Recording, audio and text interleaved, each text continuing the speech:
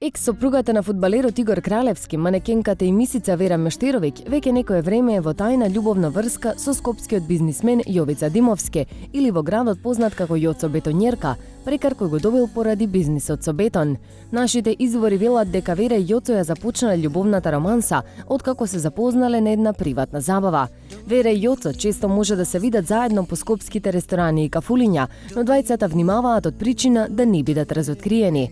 По разводот со Игор Кралевски, Вера во медиумите изјави дека љубовта помеѓу нив двајца исчезнала и дека таа повеќе не го сака фудбалерот, со кого има 2 деца. Па едноставно не го сакам.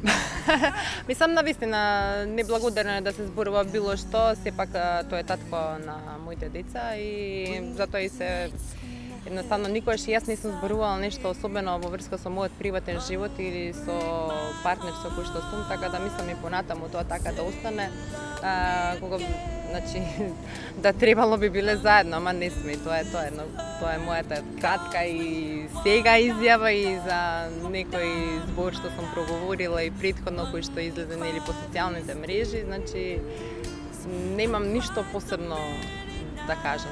Меѓутоа, нашите информации се поинакви во врска за нивниот развод. Причината по се изгледа е семејно насилство, кое Мештеровиќ го трпела подолго време. По разводот на Вера, скопскиот бизнисмен Јоцо Бетонјерка ја искористил ранливоста на тази разведената мисица и помеѓу нив се родила љубов на прв поглед. Инаку Јоцо на Инстаграм е потпишан како Јоциграм и ретко објавува фотки од неговиот приватен живот. А очигледно има и многу вистина во она дека кога жената прави драстична промена на фризурата и се случува и некоја важна промена во нејзиниот живот, па така Вера од бринета стана русокоса. Јас сум супер среќна во се, така да промената беше баш поради професионален ангажман, а беше и личен потик, бидејќи до сега никош не сум направила со косата или некоја трансформација.